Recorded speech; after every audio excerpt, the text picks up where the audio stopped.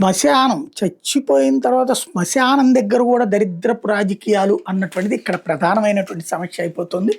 శ్మశానంలో పూడ్చనివ్వం అన్నటువంటి గొడవ ఇది.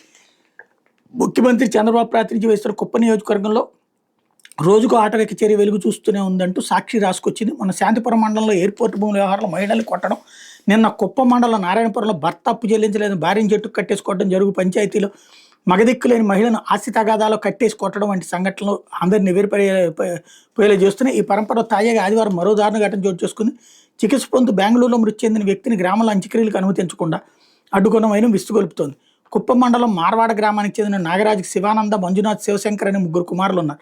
శివశంకర్ నెల రోజుల క్రితం డెంగీ జ్వరం వచ్చి జ్వరం బారిన పడ్డాడు. స్థానికంగా చూపించిన ఫలితం లేకపోవడంతో మెరుగైన చికిత్స కోసం బెంగళూరులోని సెయింట్ జాన్స్ ఆసుపత్రికి తరలించారు. అక్కడ చికిత్స పొందుతూ శివశంకర్ శనివారం రాత్రి మృతి చెందాడు. కుటుంబీకులు మృతదేహంతో గ్రామానికి బయలుదేరారు. ఈ విషయం తెలుసుకుని టీడీపీ వర్గీయులు మృతదేహాన్ని శ్మశానంలో పూడ్చడానికి అనుమతించమని సొంత పొలంలో ఖననం చేసుకోవాలని హుకుం జారీ చేశారు.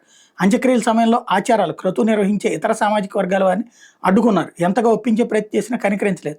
దీంతో బాధిత కుటుంబం పోలీసులను ఆశ్రయించింది. ఆదివారం ఉదయం పోలీసులు నచ్చచెప్పినా ససేమిరా అన్నారు. చివరికి డీఎస్పీ పార్థసారథి అక్కడికి చేరుకుని కేసు పెట్టాల్సి వస్తుందని మందలించడంతో వెనక్కి దగ్గర పోలీసు భద్రత మధ్య వారు శ్మశానంలో అంత్యక్రియలు పూర్తి చేశారు. వేరే వర్గం అంటే మేబీ క్రిస్టియన్ సంప్రదాయం ప్రకారం అంత్యక్రియలు హిందూ శ్మశానంలో చేయాల్సి వచ్చింది. అంటే అక్కడ క్రైస్తవ శ్మశానం సపరేట్గా లేనట్టు. అదేంటి అన్నది తేల్చుకోవాలా.